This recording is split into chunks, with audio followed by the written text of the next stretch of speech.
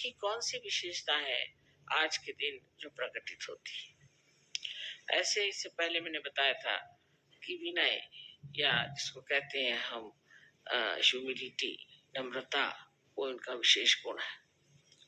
और दूसरा है उनका विजडम। इसके लिए मुझे शब्द नहीं मिल रहे थे मराठी में, इसको उन्होंने बताया कि विजडम का मतलब है सुबुद्धि। चलिए ठीक है, सुबुद्धि। बहरहाल ये सब चीजों का दान गणेश तत्व से होता है, लेकिन उनमें एक और विशेष है कि वो बहुत ठंडे दिमाग आदमी है, बहुत ठंडे दिमाग आदमी है। उनकी चाल बहुत ठंडी है। जैसे कि हाथी है, हाथी में आप देखते हैं कि बहुत धीमी चाल है, पर उसकी चाल ऐसी सुंदर होती है कि किसी भी स्त्री जो अच्छे से चलती है उसको कहते हैं गजगामिनी, माने वो हाथी के जैसे चलती है। धीरे धीरे पांव उठाना, कहाँ पांव रखना वो सोचना, कहीं कोई पैर के नीचे चींटी ना आ जाए, कोई जानवर नहीं आना, इसका ख्याल करते हुए वो चलते हैं। और सामने अपनी सूंड से फूंकते चलते हैं कि सामने कोई और ऐसी चीज हमारे सामने नहीं आ जाए कि जिससे हमारे हाथ से वो नष्ट हो जाए।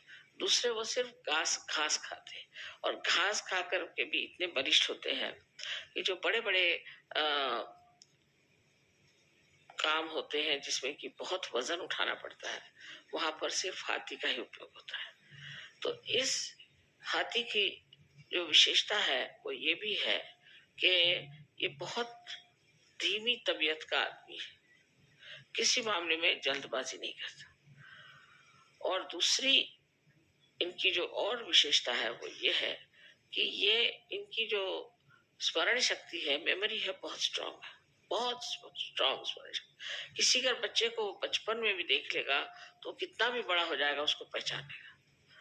उसी तरह से ये लेफ्ट साइड में श्री गणेश का कार्य होने के कारण आप भी जानते हैं कि जब आपकी लेफ्ट साइड कमजोर हो जाती है तो आपकी मेमोरी खत्म हो जाती है, और इसलिए हम लोग हमेशा लेफ्ट साइड को उठाते हैं जब मेमोरी खत्म हो जाती है। वजह यह है कि आपके अंदर का गणेश तत्व कम हो गया। जब आप राइट साइडेड हो जाते हैं तो आपका लेफ्ट साइड का जो गणेश तत्व कम होते जाता है। जो आदमी बहुत ज्यादा काम करते हैं, मेहनत करते हैं, उनकी मेमोरी जो है आप देखिए बुढ़ापे में इतनी खराब हो जाती है कि वो खुद को भी पहचान पाते हैं या नहीं, ऐसा प्रश्न पड़ जाता है। इसलिए श्री गणेश का जो एक विशेष गुण है कि उनकी सुबुद्धि तो है ही, पर उस सुबुद्धि के साथ उनकी जो स्मरण शक्ति है वो बहुत तीक्ष्ण है। वो हर एक चीज को याद करते हैं, और करना ही पड़ता है, क्योंकि कुंडलिनी पर जो कुछ भी निवेदन होता है, जो कुछ भी इम्प्रिंट होता है, जो लिखा जाता है, वो सब कुछ श्री गणेश ही करते हैं। उनके हाथ में एक कलम होती है, उस कलम से वो लिखते हैं। वो कलम भी उन्हीं का एक टूटा हुआ था, उससे वो लिख देते हैं कि आप क्या हैं, आपने क्या तकलीफें उठाई, आप क्या परेशानी उठाई, आपकी खोज में आप कहाँ कहाँ गए, क्या क्या गलतियां की, वो सब उसके अंदर वो लिख देते हैं। तो जब वो कुंडलिनी उठने लग जाती है तो जैसे टेप रिकॉर्डर में कोई खराबी हो जाए तो कैसे खड़खड़ाने लगता है, ऐसे ही कुंडलिनी की खड़खड़ाहट आप देखते हैं जब आपके चक्रों पे वो गुजरती है, और इसीलिए आपको पता हो जाता है कि इनके चक्र खराब है, उनके चक्र खराब है। इस कदर ये बिल्कुल शास्त्रीय साइंटिफिक चीज है। तो गणेश तत्व के एक ही गुण नहीं है कि अबोधिता रहे और मनुष्य बहुत निष्पाप रहे, इसी से नहीं होता, और उसका अनेक गुण है। उसमें से एक गुण ये भी है कि आपके अंदर विजडम होना चाहिए, सुबुद्धि होनी चाहिए, ये जानना चाहिए अच्छा क्या है और बुरा क्या है।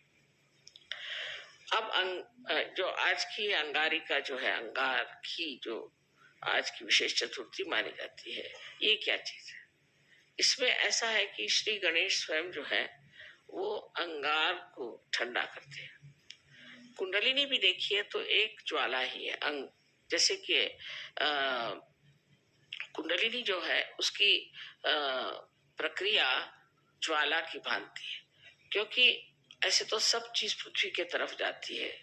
आप जानते हैं कि गुरुत्वाकर्षण से, ग्रेविटी से सारी चीजें पृथ्वी की तरफ जाती है, और सिर्फ ये जो ज्वाला है यही ऊपर जाती है। कोई सी भी आग ऊपर की तरफ जाती है, और बाकी सब चीजें पृथ्वी की तरफ दौड़ती है।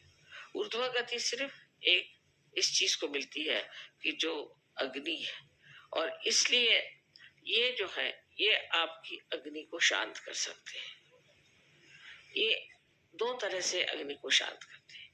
एक तो ये कुंडलिनी को शांत कर देते हैं, कुंडलिनी को ये बता देते हैं कि इस आदमी में ये दोष है, ये तकलीफें हैं, कोई हर्ष नहीं, तो भी आप इनको पार कराइए। क्योंकि कुंडलिनी का बालक श्री गणेश और जो आप में बालक है वो श्री गणेश, तो वो उसी आत्मीयता से उस कुंडलिनी को समझा देता है कि तुम तो माँ हो और मैं चाह रहा हूं कि मैं इनमें जागरूक हो जाऊं, तो तुम मेरी मदद करो। और वो इस तरह से शांत हो जाती है सोच करके कि मेरा बालक ही ये चीज को मांग रहा है, तो वो अपनी जो भी उनके अंदर गर्मी हो कुछ हो उसमें एक तरह से शांति आ जाती है।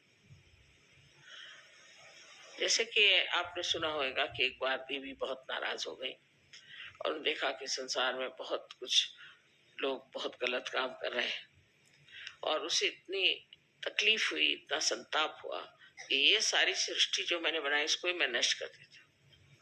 तो उन्होंने ये सोच करके और सब दूर संहार की स्थिति बना ली और बहुत नाराज हो गई।